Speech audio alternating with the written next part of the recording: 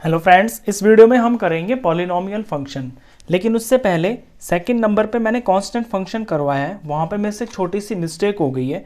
वहाँ पे डोमेन तो आर ही होगा, कैपिटल आर, रियल नंबर्स, और रेंज में वहाँ पे कांस्टेंट है। तो कांस्टेंट तो ठीक है, सी मैंने ठीक लिखा है, लेकिन क्योंकि जो रेंज होता है ये एक सेट होता है, तो यहाँ पे मेरे को ब्रेसेस लगाने थे, मैंने वहाँ पे ब्रेसेस मिस कर दिए। आर में ब्रेसेस लगाने की ज़रूरत नहीं है, क्योंकि कैपिटल आर तो सेट ऑफ रियल नंबर्स ही होता है, ये सेट को ही डिफाइन करता है। लेकिन रेंज में यहाँ पे जब मैंने सी लिखा है कांस्टेंट नंबर, तो यहाँ पे ब्रेसेस लगाना ज़रूरी है, ये मैंने मिस कर दिया, ये आप ध्यान रखना। चलिए अब आते हैं नंबर 3, पॉलिनोमियल फंक्शन के ऊपर। तो पॉलिनोमियल आपको पता है क्या होता है, तो पॉलिनोमियल के बराबर जो फंक्शन होता है वही पॉलिनोमियल फंक्शन होता है। जैसे कि F X is equal to, अगर किसी पॉलिनोमियल के बराबर है तो वो पॉलिनोमियल फंक्शन बोला जाता है। अब पॉलिनोमियल तो बहुत तरह के होते हैं, cubic polynomial, quadratic polynomial, linear polynomial. आप 9th क्लास से ही पॉलिनोमियल्स पढ़ते हुए आ रहे हो। एक एग्जाम्पल जैसे एक्स क्यूब प्लस 5x, ये एक पॉलिनोमियल है, इसकी हाईएस्ट डिग्री 3 है तो ये क्यूबिक पॉलिनोमियल है। एक्स स्क्वायर प्लस 3, इसकी हाईएस्ट डिग्री 2 है तो ये क्वाड्रेटिक पॉलिनोमियल है। आपके बुक के अंदर, एनसीईआरटी के अंदर बहुत छोटे से, बिल्कुल सिंपल से 2 पॉलिनोमियल है, उनका ग्राफ आपको तैयार करना है। एक है एक्स स्क्वायर, अब ये खुद अकेला नंबर है ना, ये भी पॉलिनोमियल है, आगे कुछ हो या ना हो, सिर्फ एक टर्म से भी पॉलिनोमियल बनता है। यहाँ तक कि अगर ये होल नंबर लिखा हो ना, या कोई माइनस का नंबर लिखा हो, ये भी पॉलिनोमियल है, ये जीरो पॉलिनोमियल बोला जाता है। तो आपकी बुक के अंदर एक तो एक्स स्क्वायर, इस पॉलिनोमियल का ग्राफ बनाने को बोला है, और एक एक्स क्यूब, इसका ग्राफ बनाने को बोला है। तो बारी बारी से हम इन दोनों ग्राफ को तैयार करेंगे। चलिए पहले लेते हैं F X is equal to X square. F X is equal to X square, इसका हम ग्राफ बनाते हैं। अब ग्राफ बनाने के लिए हमें x की और y की वैल्यूज़ का पता होना ज़रूरी है, तो उसके लिए हमने टेबल बना रखा है, ये x और ये y। तो मैं पहले x की कोई वैल्यू ले लेता हूँ और एफ एक्स को उससे पहले मैं y लिख लेता हूँ, क्योंकि एफ एक्स होता है y के बराबर। अब ये चीज़ एक्स स्क्वायर के बराबर है, y is equal to X square. तो x की जगह पे मैं कोई नंबर ले लेता हूँ अपने पास से, लेट सपोज मैंने 1 ले लिया, तो 1 का जब मैं स्क्वायर करूँगा तो y कितना आएगा, 1 ही आएगा, क्योंकि 1 का स्क्वायर 1 होता है। तो जब मैंने यहाँ पर x की जगह पे 1 लिया तो y भी 1 आया। अब मैं 2 ले लेता हूँ, 2 का स्क्वायर, तो 2 का स्क्वायर करेंगे तो 2 इंटू 2 ये 4 होता है, तो x पे 2 लिया तो y आया 4। x पे अगर 2 लिया तो y 4 आया। अब मैं यहाँ पे 0 ले लेता हूँ, क्योंकि इन ग्राफ्स के अंदर आपको कुछ नेगेटिव, कुछ पॉजिटिव और 0 को भी ले लेना, तो उस तरह से फिर आपका ग्राफ प्रॉपर बनता है। दो वैल्यूज से यहाँ पे आपको प्रॉपर आंसर नहीं मिलेगा। तो अगर मैं 0 का स्क्वायर करता हूँ तो 0 का स्क्वायर तो 0 ही आएगा। जब मैं x पे 0 ले रहा हूँ तो y पे भी 0 आ रहा है। अब मैं कुछ नेगेटिव ले लेता हूँ, x की जगह मैं -1 ले लेता हूँ, तो -1 का स्क्वायर करेंगे, यानी कि -1 इंटू -1, 1 1 ज़ार 1 हो गया और माइनस माइनस प्लस हो गया, तो ये पॉजिटिव 1 आ गया है y की जगह पे। तो जब x -1 लिया तो y पॉजिटिव 1 आया। एक वैल्यू और ले लेता हूँ मैं नेगेटिव की, -2 ले लेता हूँ x की जगह पे, -2 का स्क्वायर, यानी -2 इंटू -2, 2 2 ज़ार 4 हो गया, और माइनस माइनस ये प्लस हो गया, तो प्लस का 4 हो गया। बस इतनी वैल्यूज़ काफ़ी हैं। तो -2x पर लेने पर y 4 आ गया। अब इनको हम प्लॉट करते हैं ग्राफ के ऊपर। चलिए प्लॉटिंग शुरू करते हैं। पहला है 1 और 1, x के ऊपर 1 और y के ऊपर 1, ये दोनों पॉजिटिव हैं, तो ये x की लाइन है, ये 1 हुआ, और y ये है 1, तो आमने सामने चलेंगे, 1 1, ये पॉइंट आ गया। दूसरा है 2 4, x पे 2 और y पे 4, ये x का 2 और y का 4, ये रहा यहाँ पे, ये पॉइंट आ गया। फिर है 0 0, x पे 0 यहीं होगा, y पे 0 यहीं होगा, ये ओरिजिन है। फिर है -1 1, x पे -1 और y पे +1, तो x का -1 ये रहा और y का +1 ये रहा, यहाँ पे आएगा पॉइंट। फिर x का -2 ये रहा और y का +4, तो 4 तक चलूँगा मैं 2 के ऊपर, ये रहा, ये पॉइंट हो गए हैं, ये मैंने मार्क कर दिया। अब मैं इसको फ्री हैंड ज्वाइन कर देता हूँ, तो यहाँ से ऐसे ऐसे आए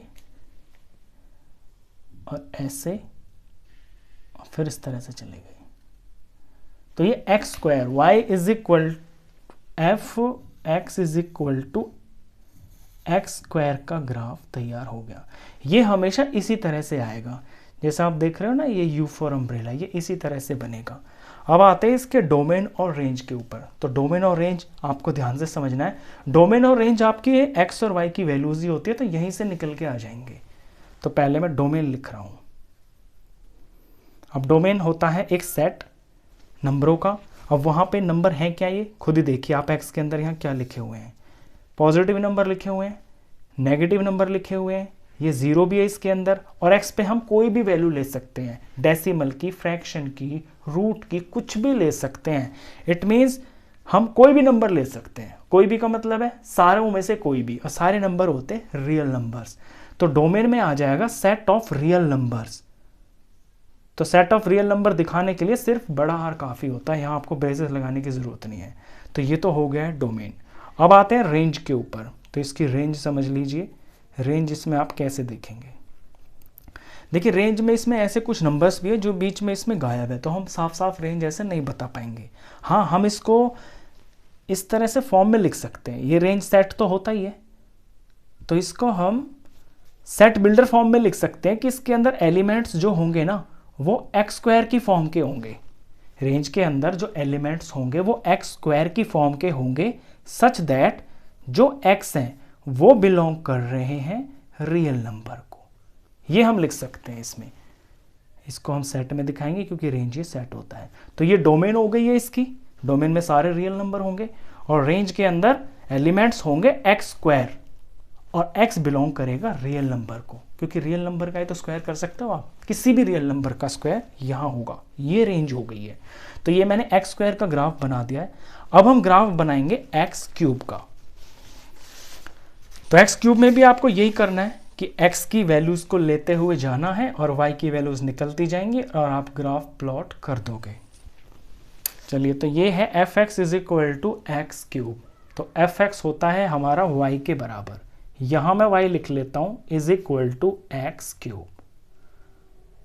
अब मुझे कुछ वैल्यूज की जरूरत पड़ेगी x और y, मैं यहां बारी बारी लेता रहूंगा x की जगह पे, कुछ मेरा y आता रहेगा और मैं यहां टेबल में पुट करता रहूंगा। तो ऐसे ही करूंगा मैं, पहले कुछ पॉजिटिव वैल्यू ले लूंगा, 0 ले लूंगा, फिर कुछ नेगेटिव ले लूंगा।